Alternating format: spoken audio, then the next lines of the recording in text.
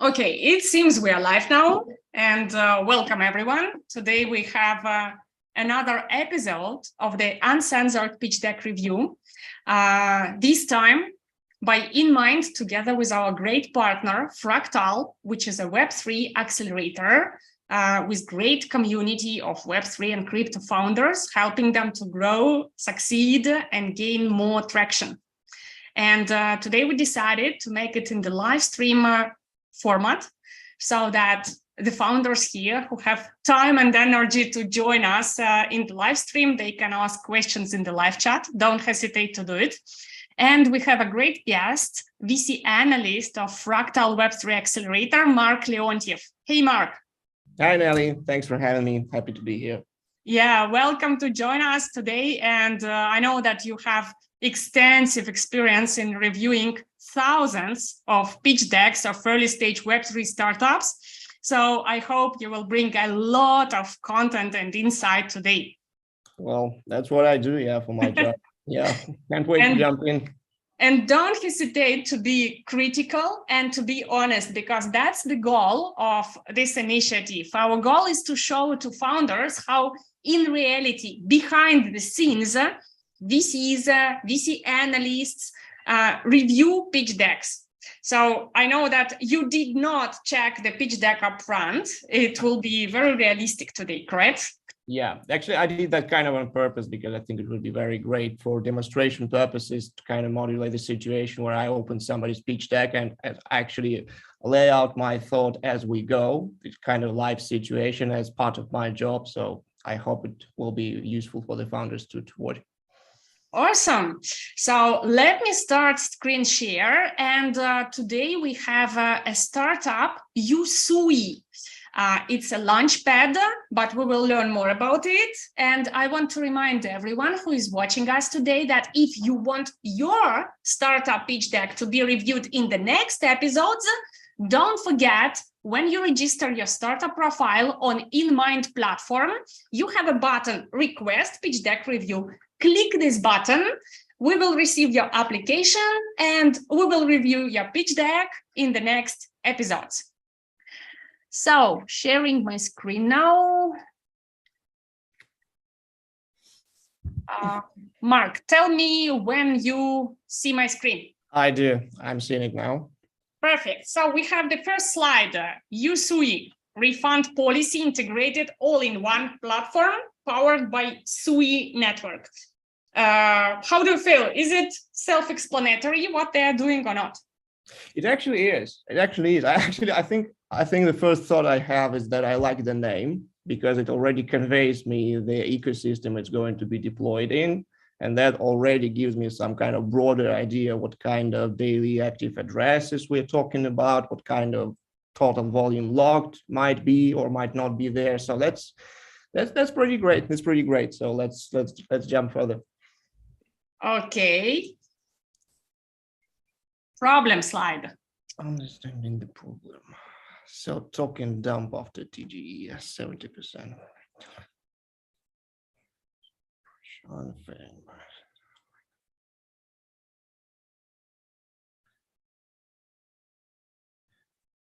Well, I can not really say I get the problem just yet, but so here it seems to be talking about the launch pads. But before, if you just jump to the very first slide. So that said something about the refund policies. And here is, okay, so kind of not really clear right now, but maybe the details will follow. So what do you think? Yeah, it seems they split the problems into two target audiences. In the left side, we have token dump problem, which is the problem for retail investors in startups. And lack of support is probably elaborating for startups themselves, for Web3 projects, launching on different launchpads. And refund policy by itself solves the problem only for the first audience, for retail investors. I don't think that founders are happy if they are obliged to do refund. So I believe that the left problem, token dump, it's harsh, but it's questionable if it can be solved with the refund. Yeah, that's kind of the thing. Would you be really comfortable to set the problem that really kind of must be there as the natural part of the market? And so yeah, I don't know. It actually it depends on what exactly they offer in terms of the architecture and what solutions do they propose. So I think we should just maybe go further and see how this is related to the rest of this. True. And I just wanted to highlight that for startups, these problems could be described better. So, for example, poor IDO registration process. Well, sorry, but it does not say me anything. What do you mean by poor IDO registration process? Is it poor due deal? Is it lack of links and instructions on how to apply for IDO? Not really. Right. Yeah. 100%. I totally agree. As a general rule of thumb, I recommend all the founders that I ever talk to is to avoid broad kind of adjectives in your pitch decks, because what you should operate is something really concrete. Verbs and nouns are your friends, and every time you want to convey some adjective meaning like poor, great, like bright, I don't know, like something like that, bring data to support it. Or at least maybe you could drop a link here and there so that actually the reader could follow up on what you're actually trying to say, because otherwise it's subjective. That's a great point. So let's go further. Solution. Community-driven IDO. I know Launchpad and governance refund policy. Never lose your money. Okay, providing localized edu content in 5 different languages.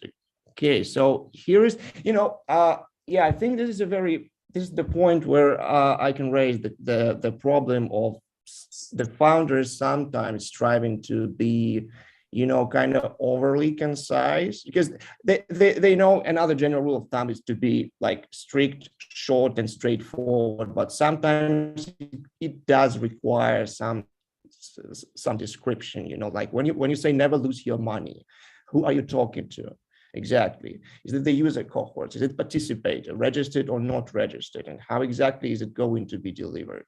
So here I would appreciate if I had some more details, because that's a great thing, but then again, can you deliver on that?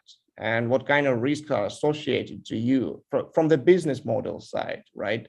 Why would you actually take the responsibility for the risks that are associated with the products that are launching on your platform? If something happens, a hack, an exploit, a rug pull, like, do you really wish that to become your problem? Because I think that's a dangerous path to set. I mean, that's admirable, but I would appreciate more details, like never lose your money. That's a too bold a statement.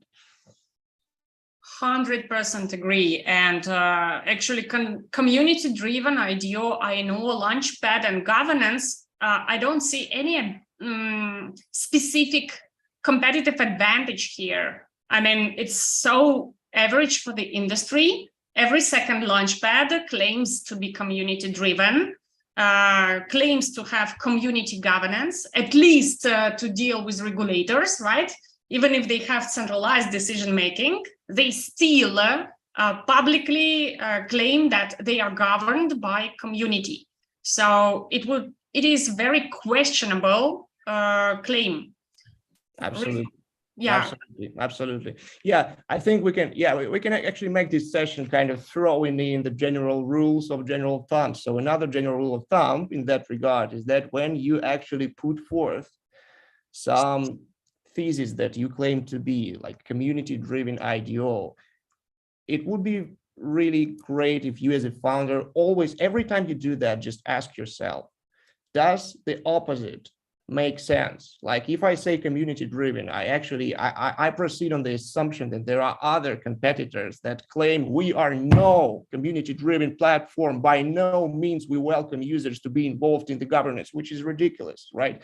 Never happens. So maybe you should kind of find another way to express what you really wanted to, like, what does that mean? So like ask yourself, does the opposite make sense? And if it doesn't, probably what you're saying is a meaningless thing and you should kind of reformulate it. Yeah, that's kind of thing. True. And the right part of the slide, assistance, which means solution for startups, it's very confusing, I would say, because the first claim, edu content in 5 different languages. Okay, education is great, but let's say it's not, first of all, it's not true that other launchpads have only English content. There are launchpads that have content in Chinese, in Spanish, in other languages. Second, it's not stronger value proposition. Then becoming domestic launchpad in Korean and Japanese markets means actually quite a local focus. Then why do you need educational content in 5 languages if in Korea and Japanese we have 2 languages and maybe English, the third one? So is it about going local? And then deaf assistant with incubation program service, partnership with top exchanges, and move language experts. What does it mean, move language experts? Maybe I'm silly, but I do not understand this expression. Yeah, I think that has to do with the SUI ecosystem, as Move is the name of their own programming language that they utilize. So, which is great. Yeah, this kind of education stuff, this is great. But then another rule of thumb, when you go through the pitch deck, as you compose it, I always recommend founders to think like in a kind of a deductive way. You begin with the most like bullet point that you kind of nail, which is the very blood of your value proposition. And these kind of tiny little things, they are nice and you can put them somewhere, throwing in the pitch deck. But like throughout the first several slides of your pitch deck, it is very important to operate with something that really constitutes what you bring to the market. And if it happens to be not big enough, not exciting enough, not unique enough, that can actually form a negative bias towards your product. I mean, maybe even in an unfair way, but that's most likely what's going to happen to the reader, because you always have to put yourself in the reader's shoes. How would they likely to think about it? If it's too tiny, like move it downwards the pitch deck towards the end slides, or maybe just get rid of it at all. True. So if SUI founders will be watching this video, guys, we highly recommend you to rebuild these slides and reconsider what you put here. Okay, here is the screenshot from the product. Mm-hmm.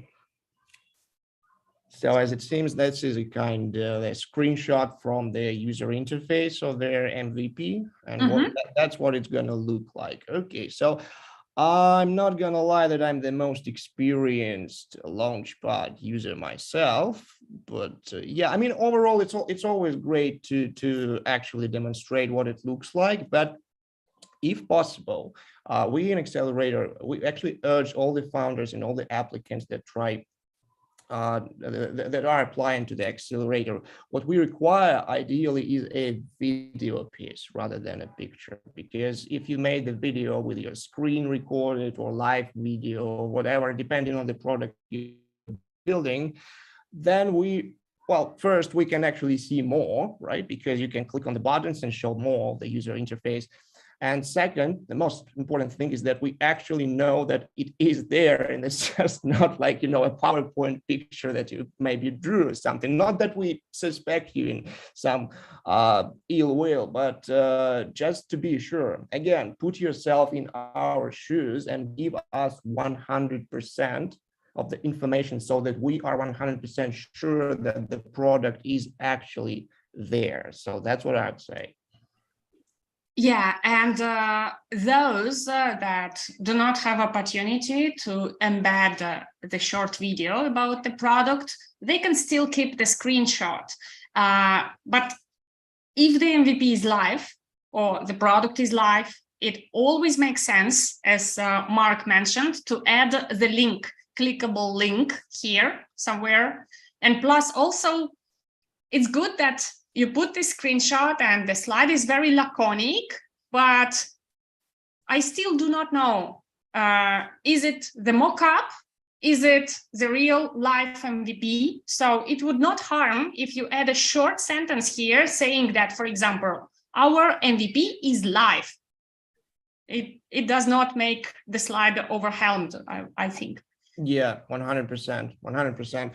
Also, as a founder, well, if you put something like that on the slide, what you should also think about is that what if the reader is, I don't know, maybe he's an analyst, but maybe not. Maybe he's just, I don't know, community manager who just happened to bring the pitch deck to the analytics department. Maybe the analyst is not like focused and specialized on the launch pads. Anyway, what I'm trying to say is the interface is a kind of a different animal on its own. When you put this picture, you probably mean to say that there is something unique and cool about this interface that differentiates it very nicely from some average marketplace out there, launchpad out there.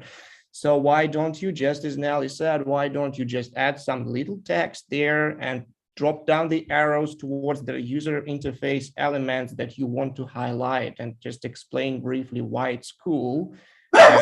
That would be a really nice piece of information, very useful. My doggies agree with you. Sorry for this barking. That's fine. Yep. Okay, next slide. Services in one stop. Reach So here we see that Usui is more than just an IDO and INO launchpad. It has also staking pool, it has bridge, cross-chain swap, minting, etc.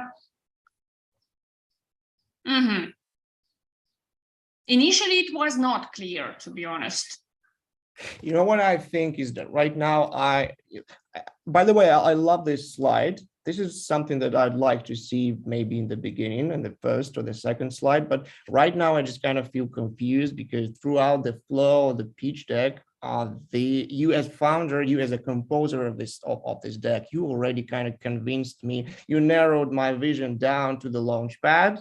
And now you suddenly broaden my horizon, and I'm kind of struggling to actually process all the information. So it's not just a launch pad; it's something bigger, it's something else. And if this is the case, then while there are many services, I would say that everything that's written on this slide is actually deserved to be described in the entire pitch deck on its own. So yeah, I'm not saying it's necessarily a bad thing, but if you actually aim to deliver like a multi-service platform that isn't just a launchpad, I was not conveyed so just from the very beginning, and I think that's what you should think about. Like I would probably emphasize the complexity of the product earlier on rather than just drop it all of a sudden in the midst of the pitch deck. It makes a lot of sense what you said. Fully agree here. I think that the guys should have emphasized on that from the first slide, saying that it's a complex product. It's far more than just an IDO launchpad, and making investor anticipating, because please don't forget, we are trying here to be realistic, honest, and objective reviewing your deck, but still we are doing it for educational purpose. So we are, of course, spending more time and effort to clarify everything, to give you feedback, and to go slide by slide. Many investors, if you did not grab their attention during the first 3 slides, the fourth, maybe they will already close your deck and leave it. So especially if it was sent in cold message without warm introduction, without connection or whatever, right? So yeah. Next one, business model. Here we continue elaborating on the complexity. Staking, DEX, launchpad. What do you think of this, Mark? Well, I think that there is usually a problem of conveying how much of sense your business model has if you complete it in the kind of roadmap-like way, because essentially what it says here isn't really a business model as much as it is the kind of a list of the revenue streams that you are going to have. And again, you haven't just yet actually described all of those 1, 2, 3, 4, 6, 7 services that you are going to lay out there and what exactly is so much unique about them. And already talking money here. So maybe it's okay, depending on the reader, depending on the analyst, that's not a bad thing, but I would urge you to be very accurate in terms of the nomenclature. If you say business model, normally what we would like to see here is more like unit economic breakdown, and that is already on its own a very complex thing. Because it is normally comprised of multiple like spreadsheets and tables. It's very difficult to convey in a short pitch deck friendly manner. But here, what you could do at the very least is just be honest and just say that's the revenue streams, not the business model, because some, depending on the level of the toxicity of the reader, some might think, okay, they don't even know what the business model is, that's not cool. We are not going to do that, but just keep it in mind that it can be important. And again, it can like form the negative bias towards you, and that's what you don't want. Yeah, nothing to add here. Completely agree. And it's funny, we have a live chat in the live stream, and the user from Switzerland with the nickname PG says that the startup pitch deck is very boring. Well, that's the case, exactly. The pitch deck has only one goal: to grab investor attention. And if the pitch deck is boring, then you kind of fail with your main goal, with your main task. And then you significantly reduce your chances to raise funding.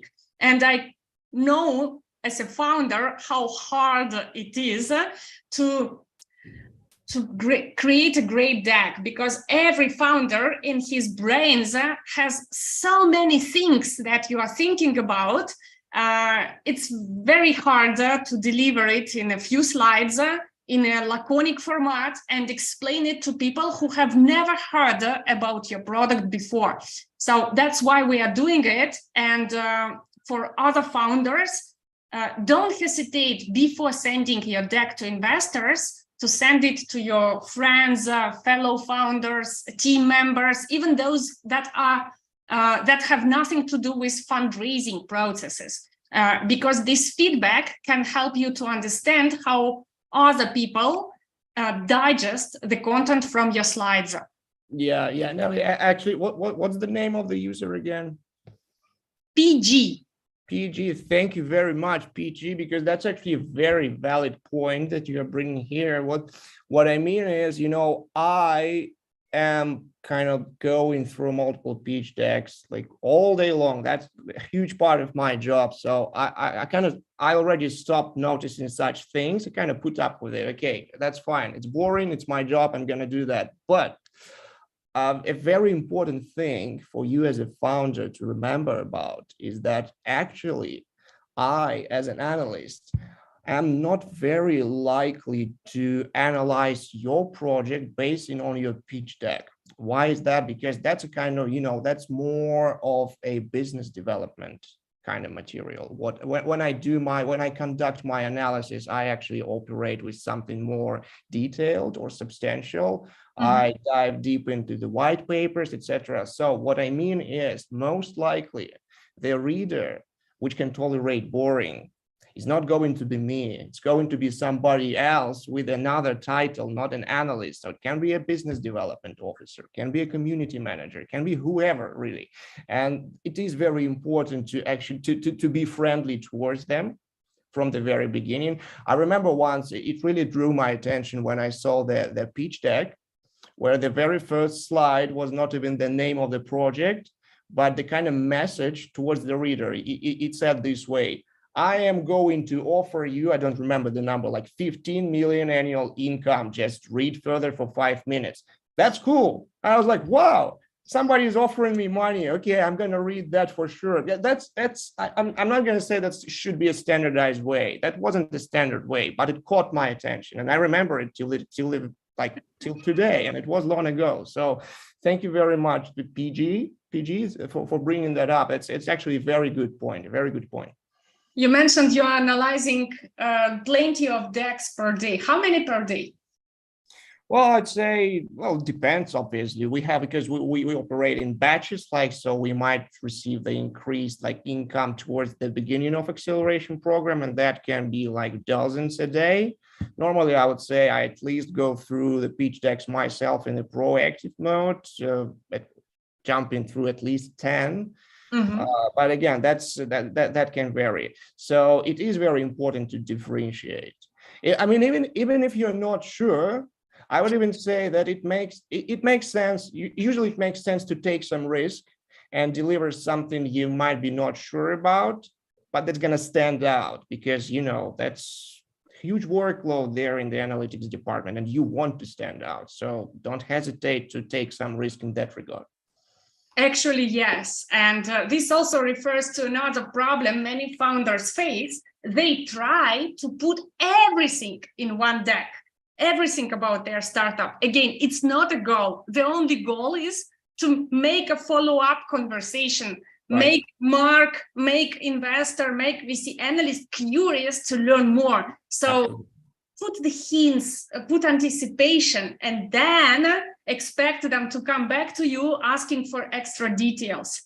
Yeah. So for instance, talking about the business model here, what you could actually do, I mean, it's not that not necessarily I would do it this way, but a better way could be for you just to lay out the final results that you came to upon concluding your market research. You have conducted market research, you formulated the business model, and you probably have a firm understanding, or an approximate understanding of how much money you're going to make if everything goes right. So you can put the results here and drop some links to the tables and spreadsheets, and that would be actually okay.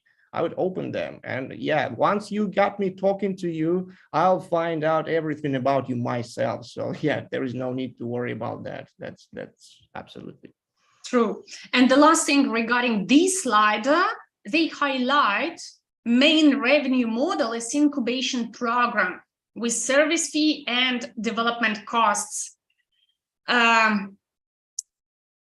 So guys, if you are raising venture capital, it by default should mean that you are building scalable venture-backed business with scalable business model.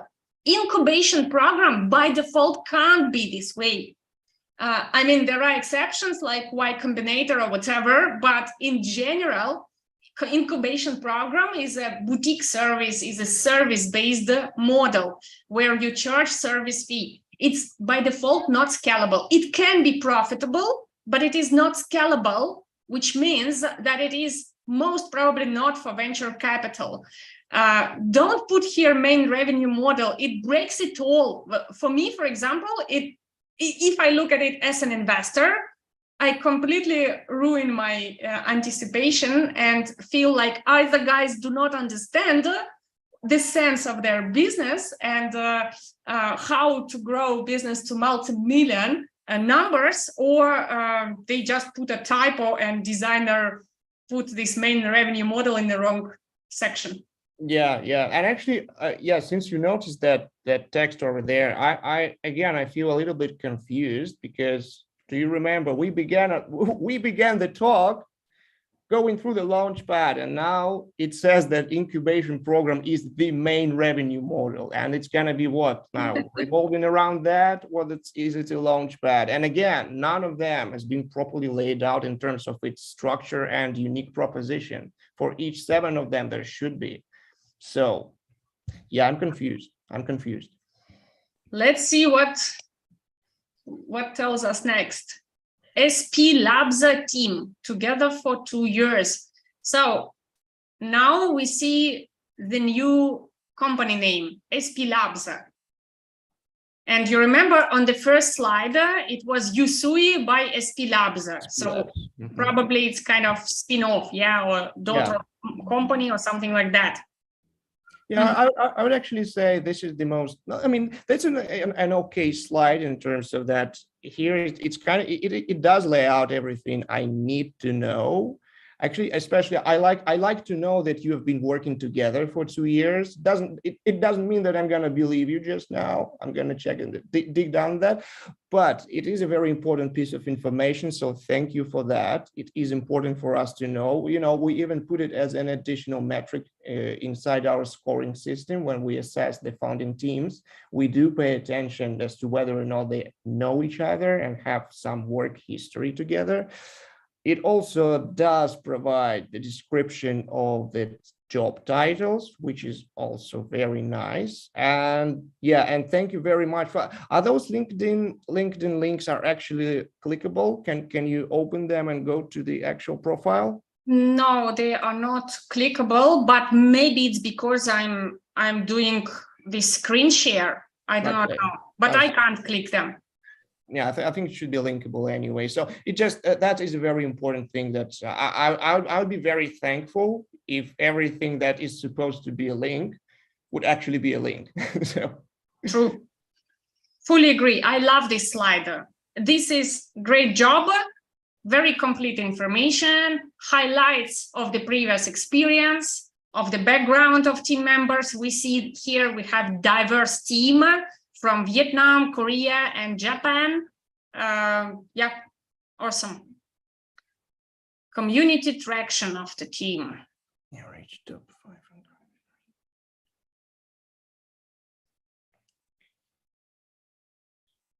500. Okay, so here's what you're gonna, as a founder, here's what you're gonna have in mind always.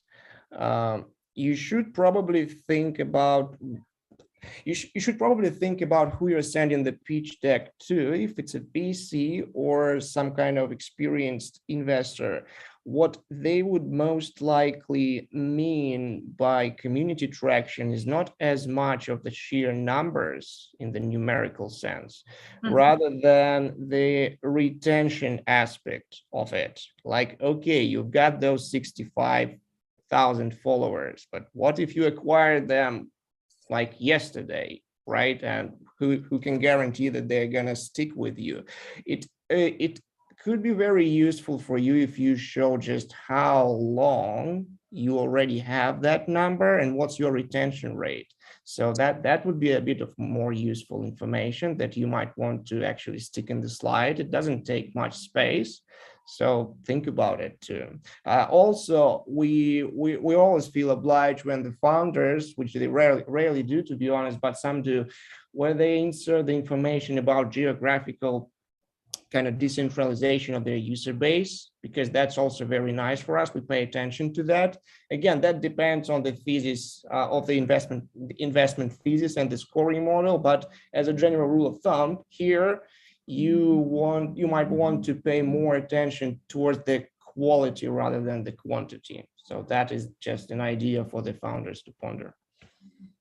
Fully agree. And these numbers could work on a bull market a couple of years ago, but for sure they are not enough convincing for the bear market in nowadays.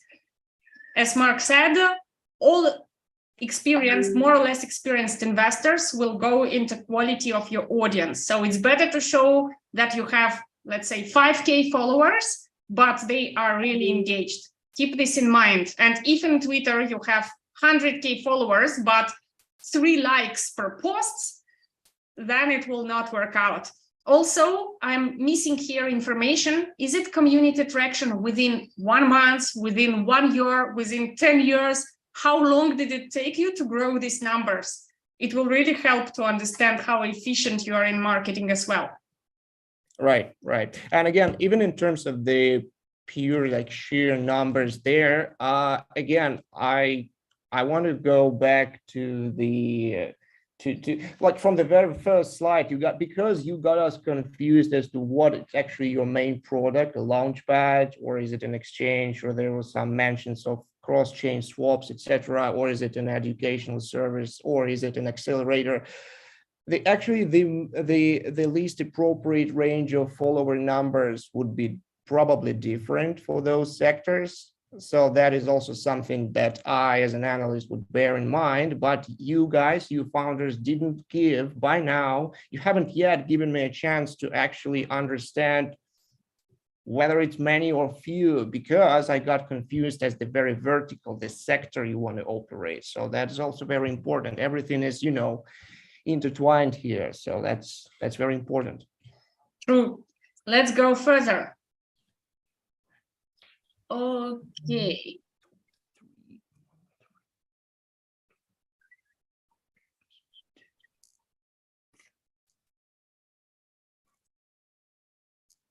So, all right, that says something about the traction indeed, but again, I would probably find another format to combine it with the previous slide. Maybe I don't think it actually requires a separate slide to note, but other than that, just okay, fine, well done, no comment. Like that, Yeah, I kind of agree that it could be combined in one slide, but overall, it's totally fine. The team is doing a great job in utilizing Crew3 or Zili. By the way, here you mentioned Zili, here you mentioned Crew3, the old name. So be consistent. Yeah, I mean, they probably operate everywhere, but again, it should be more clearly explained. No, it's one platform. Previously, it was called Crew3. Oh, right. Now it is called Zili. Right, indeed. Sure. Yeah. Okay, again, community traction, Crew3. Okay, that looks interesting. The fastest growing speed among Crew3 projects. Wow, that's quite a statement. Zili members. Okay. Based. So here we have the geography, which I was mentioning. Yeah, thank you very much for that. So now I can make some preliminary assumptions about the product market fit that we could or could not offer if we worked together. So thank you very much for that. As a rule of thumb, we do not like to see kind of, narrow geographical bubble communities. But if that's what it is, then okay, you should just lay it out as it is. That's not a problem.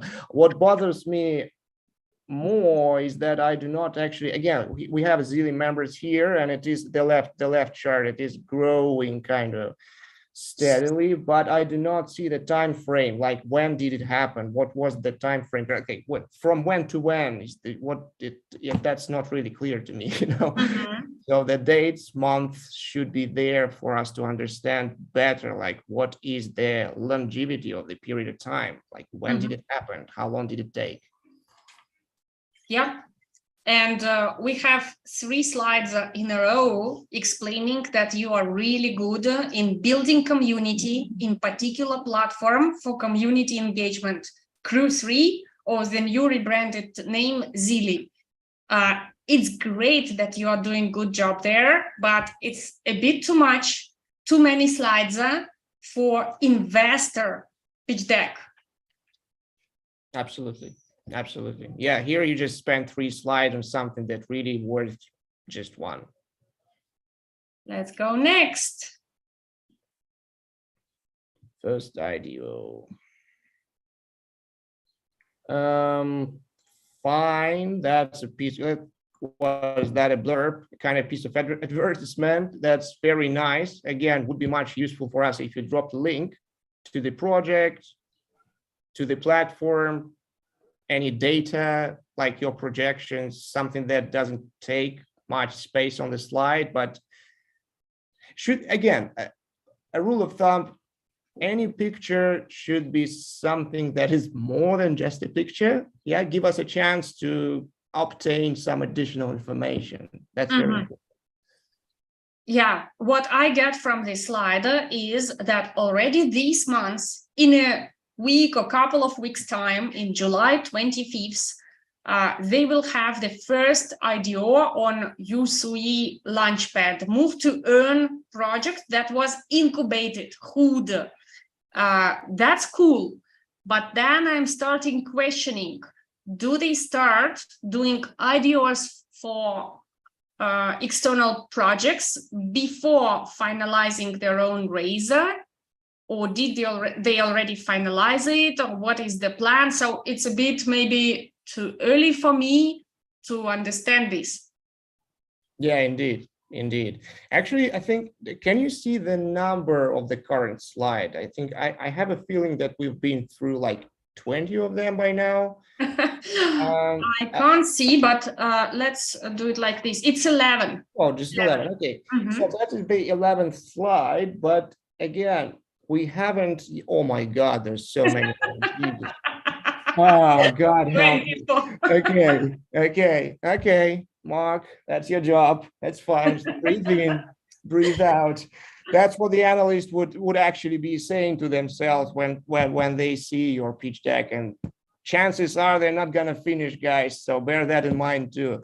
What I was going to say is we've been through 10 slides, and this is the number 11, and it hasn't yet been explained why SUI and where exactly in the SUI ecosystem does the project stand, comparison against other projects there, because I'm sure there isn't just one prominent idea that is going to function as a launchpad on SUI.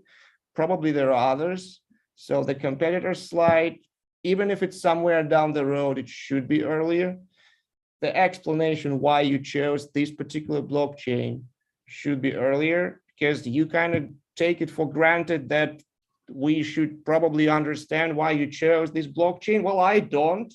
It's not the most habited blockchain out there. I mean, I would say, some would even say it is struggling right now. So that would worth a little explanation. That's something that you actually owe to your reader. Explain why you are where you are. So that hasn't been done yet. Mark, that's a great point, actually. And I still also don't know, is it exclusive for SUI network?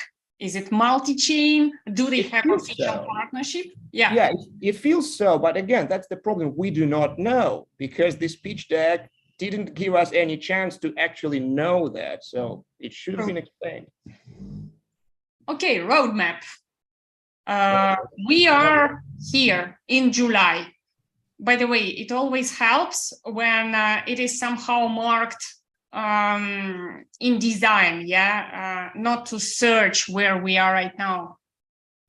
Yeah. Ornament staking. So, well, that's not very detailed, but yeah. And also official launch started in June. We are in the middle of July.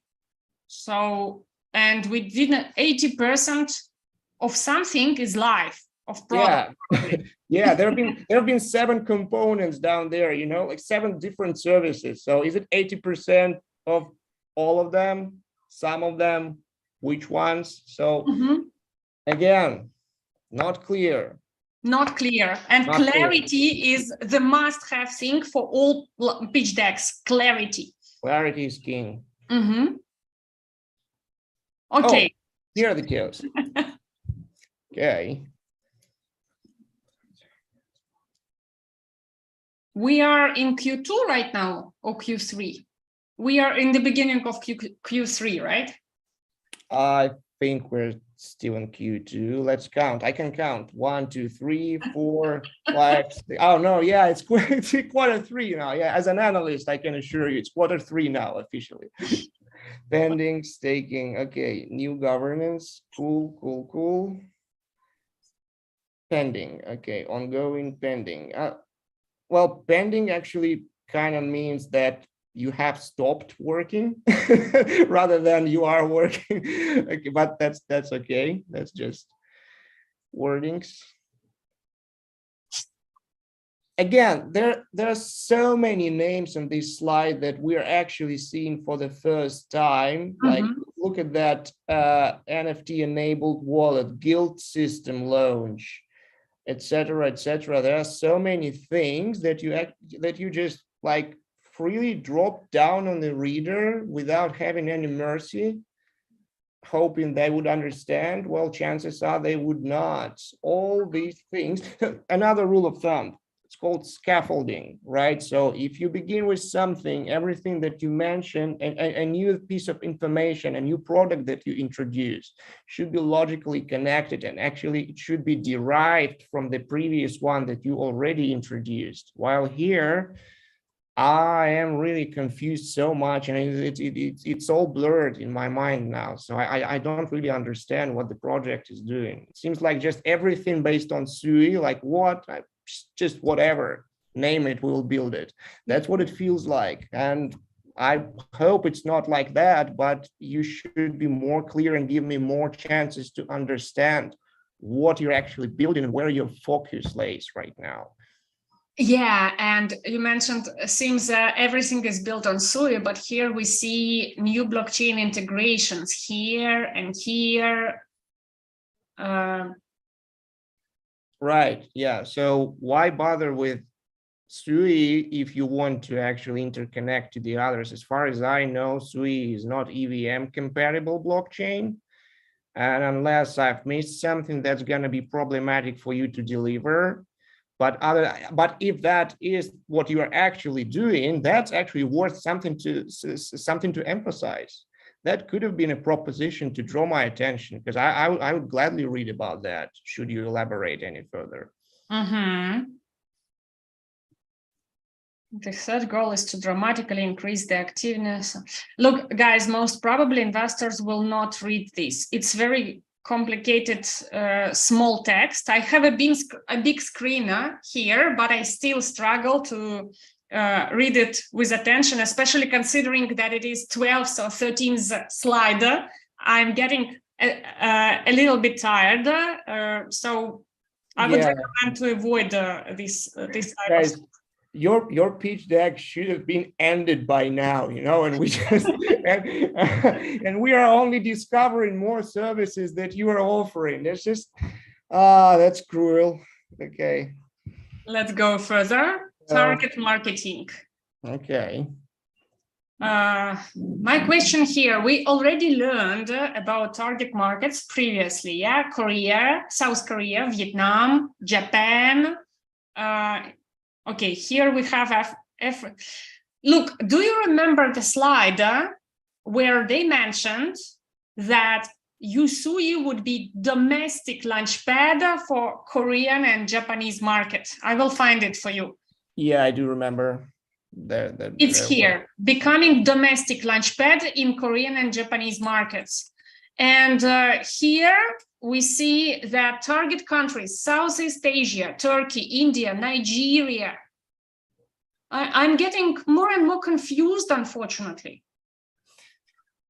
Might be the case that it was actually composed by different people, like they would take turns and just lay out what they would be focusing on. Now, speaking seriously though, guys, okay, if you really insist on putting this information in the pitch deck, it is your right to do so. But again, what does billion mean in this context? Like, what are you talking about? Is this the kind of the income numbers you are targeting over there? Is this how you evaluate the whole monetary base of the users that you can reasonably obtain?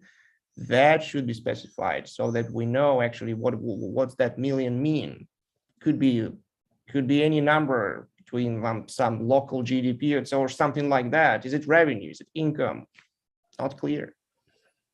Yeah.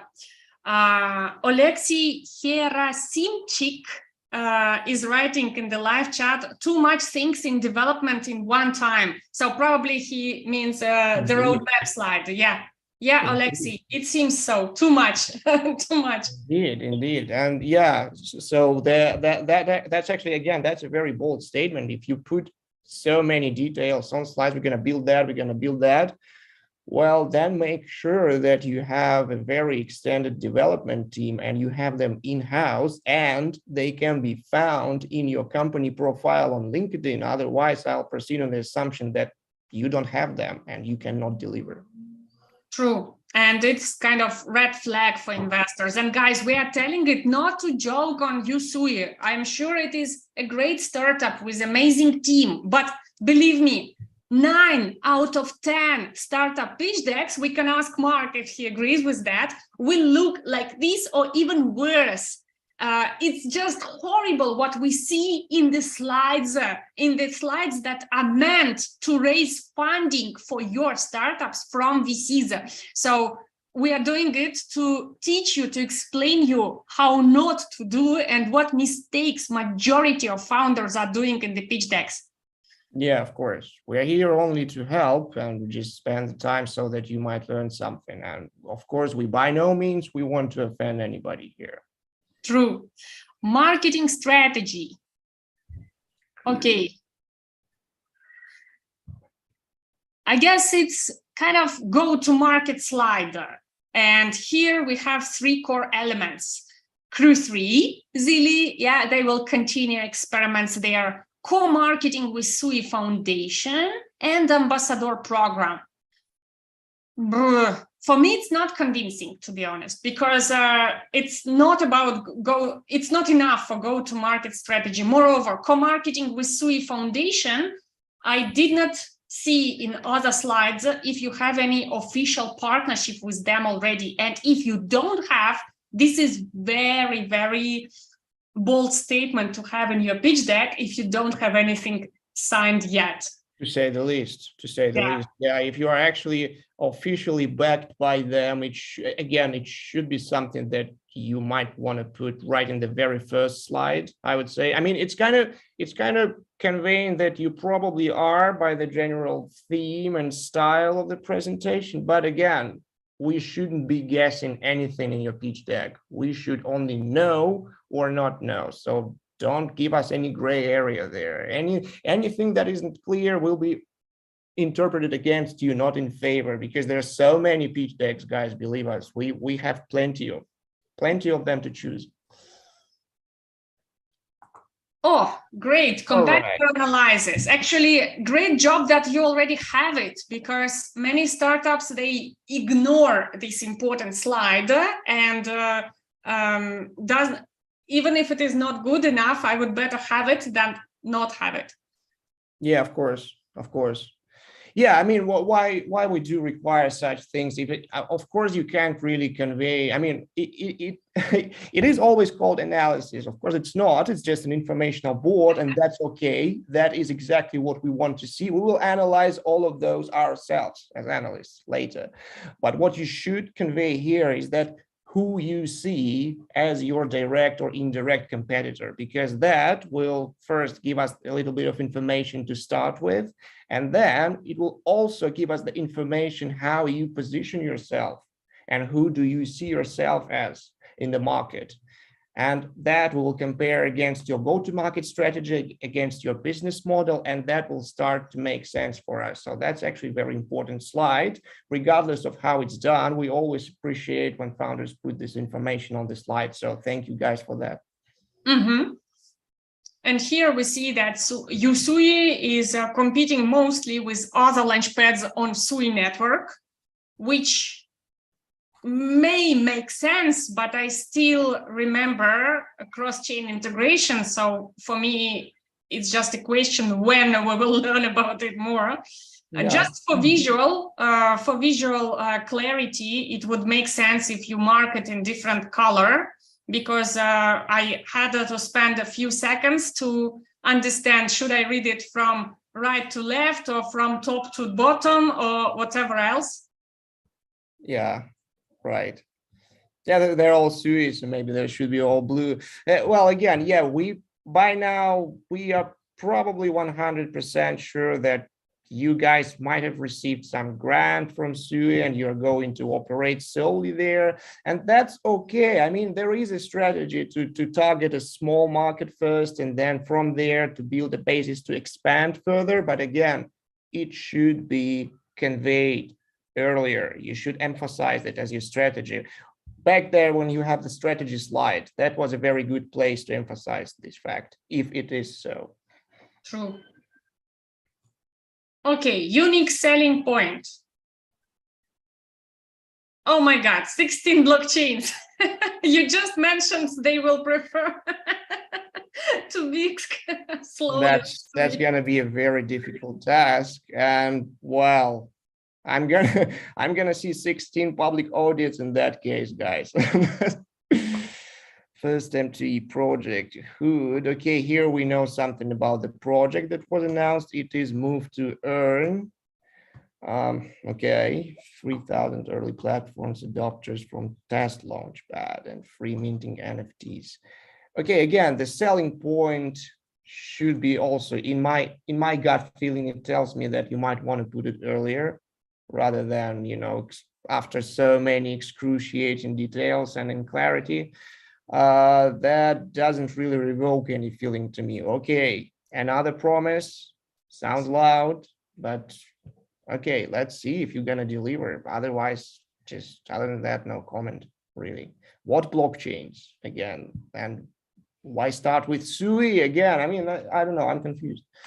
And another thing, I believe this slider is completely irrelevant. I mean, you should have the slide with your competitive advantage or unique selling point or value proposition, whatever you call it. But to be precise, most of these have nothing to do with unique selling points. I mean, first move to earn project, Hood on SUI network. Great that you have it, but it's more about your traction, not about your unique selling point. 3,000 early platform adopters, same here. And 16 blockchains integration. I can be wrong, but I think 9 out of 10 launchpads on the market have cross-chain integration.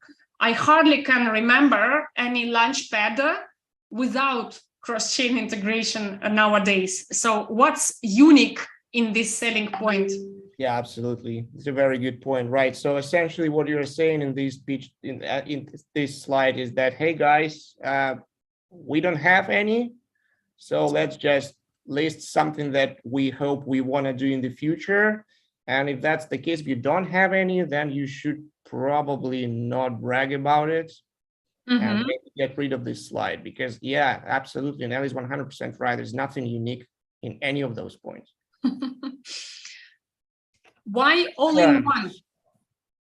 Good question. Why? Why on one platform? Okay, so that's what it is. Finally, we figured it out. It is all in one platform. Okay. IDY no launchpad. Induce all funds to be circulated in your SUI, prevent users from moving funds or leaving. Typical launchpad.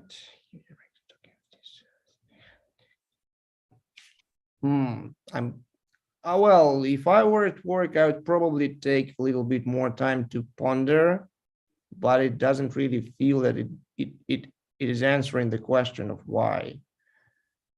Breach. Okay, so it goes to swap fee and then fund and user, exchange, breach. So why in one place? I mean, it does lay out a pretty clear structure that you might want to begin with. Again, that does lay out what you go and build. That looks monstrous, but it's okay. But why are you? Well, actually, it answers the question why. It is to prevent users from moving funds or leaving. So no, but it doesn't follow from the diagram that laid out. So at which point am I going to be prevented? Like I would even say again, the most important question, why would I even start on SUI blockchain? Okay, that's all about funds. Okay, I can see marketplace, DEXs, etc. So that's about liquidity. SUI is by no means a place with a lot of liquidity. So why I should happen to be there in the first place? And from the diagram, well, there is an exit point. I go to exit and I withdraw my funds. So what's going to prevent me? Again, maybe I'm not seeing something in the diagram. That's one thing about diagrams. They can be tricky and but they are conveying once you actually understand them. But I do not see the answer just yet. True. Next, SUI token.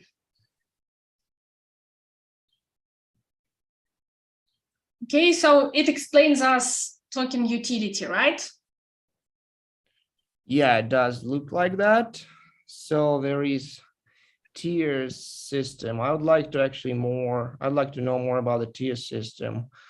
Launchpad. Transaction, consumer.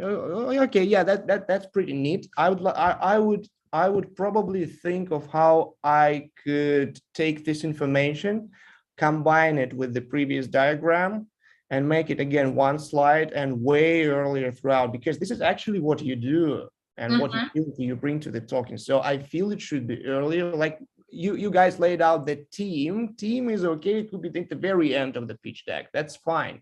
What you do is more important, and that is actually what you do. And Mark, correct me if I'm wrong, but this is actually the business model.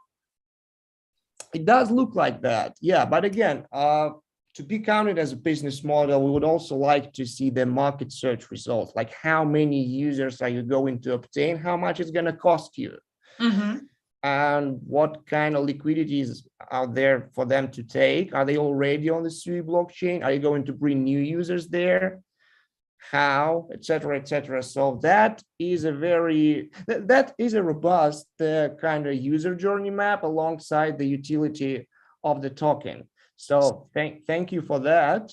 But again, should have been earlier, should have been combined with the financial section, because it does feel like me that we jump from, like product kind of message, then team, then back to the product, then business model, which is not a business model, then something about Sui, then token utility.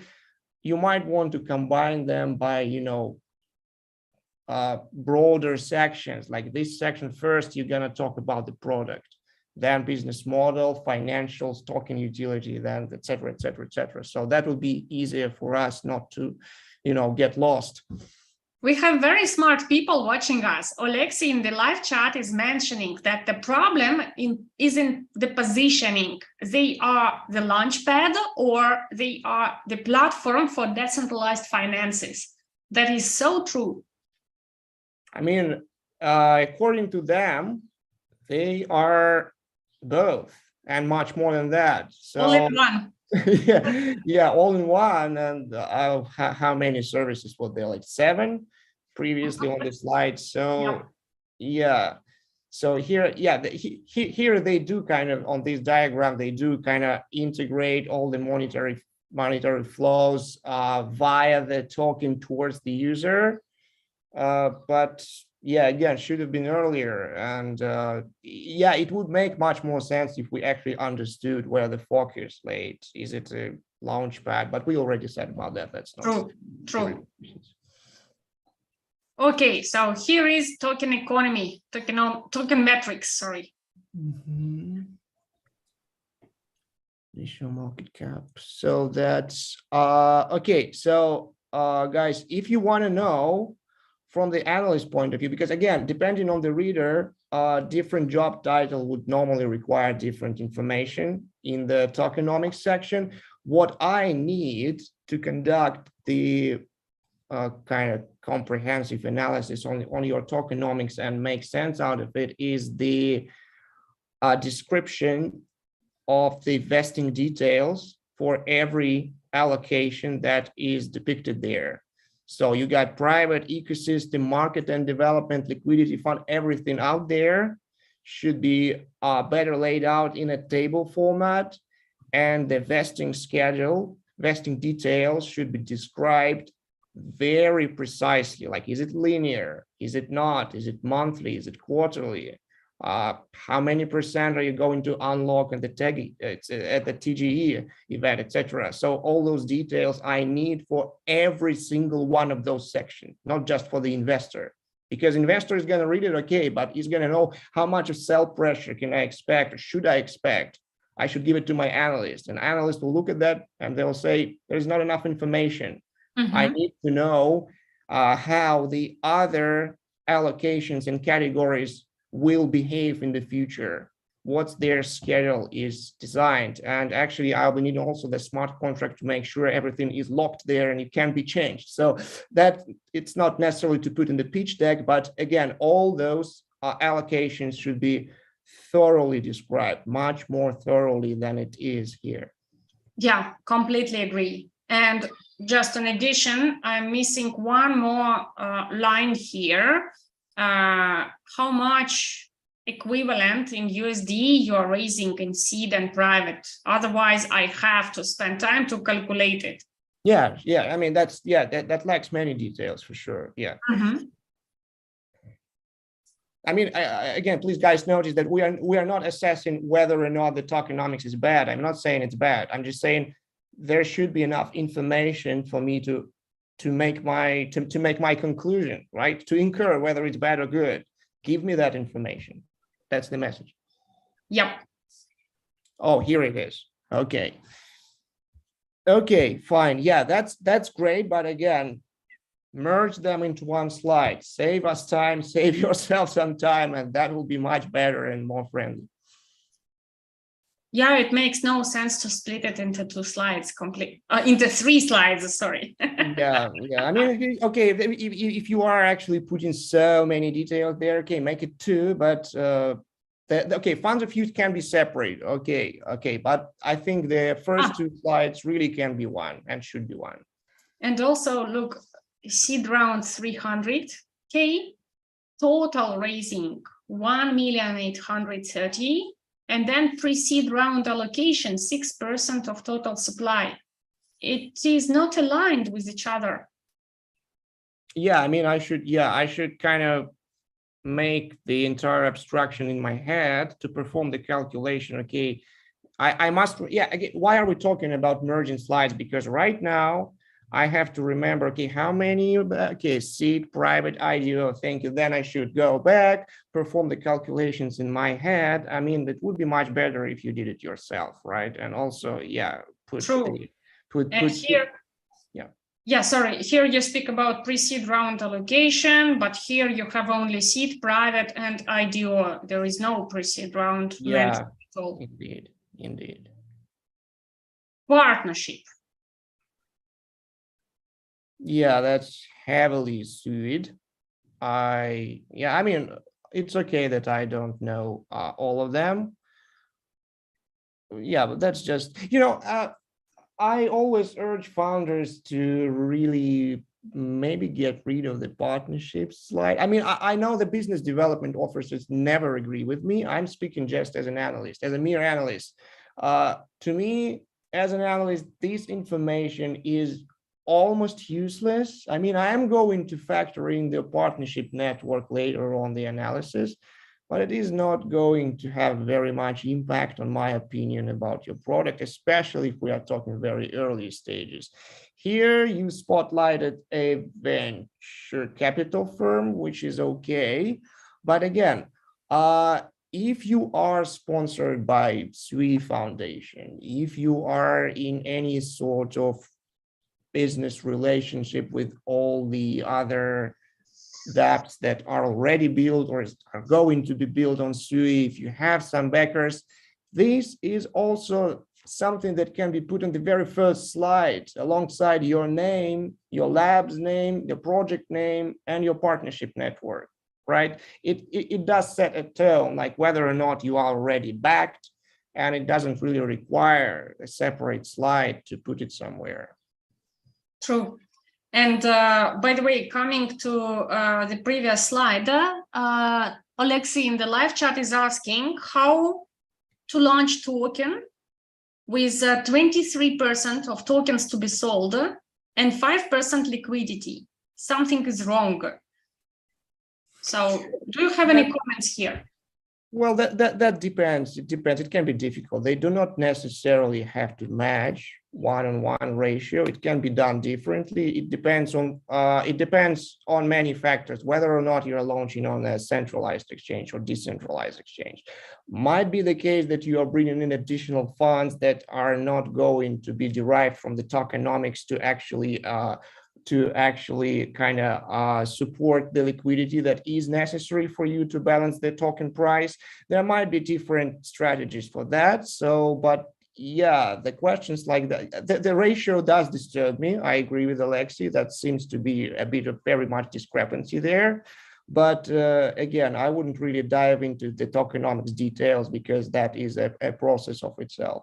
Yeah, let's keep this dive. And the last comment regarding this slide, founders, please be careful with what you put on your deck. I mean, spotlighted by. Here we have perception, and the founders probably want us to have this perception that Usui is backed by KuCoin and Foresight Ventures, yeah?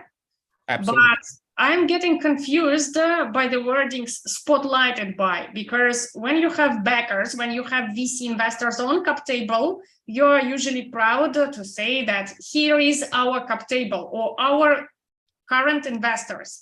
And I know that plenty of startups, when they do not have investors on cap table, they try, to use different wordings to create some perception because they simply hesitate and they want to pretend. They put together backers and partners and mix everything up so that you have the big scope of different brand names. Don't do like this. Anyway, on a call with investor, he will ask you and you will have to say who is on your cap table and who is not. Yeah, well, at least they didn't put the AWS as their partner here. So thank you very much for that, at least. That is true. Thank you, guys. Oh, no, I'm so happy. Kidding. No, guys, seriously, thank you very much that you actually applied for this session. We do hope it was somewhat useful for you. If we were harsh or over harsh sometimes, we hope you can cope and you can understand. After all, that is one of the very greatest qualities that we always try and hope to find in founders, is that you actually can take the punch and not give up and make your lesson, do your homework and come back stronger than ever. How's that? What is dead may never die, right? So let it be this way.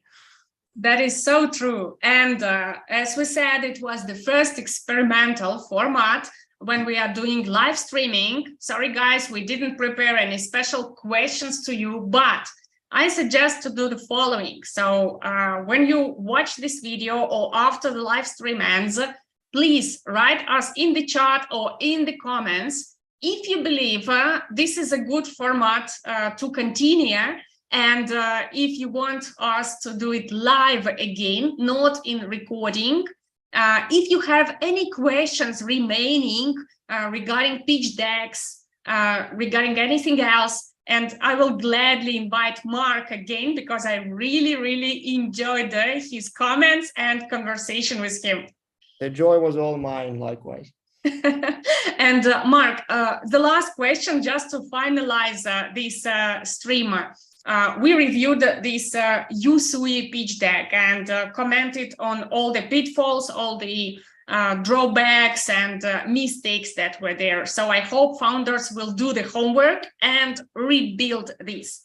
But in general, what is your feeling as a VC analyst, as a potential investor who reviewed this deck? Would you love to get in touch with the team to follow up regarding their fundraising or not, and why? I would not, because the worst thing that can ever happen while going through the pitch deck just happened to me. I did not understand what you guys are doing. And that is literally the worst thing that you want. And I hope that the comments we made could help you understand why and what can be done about that.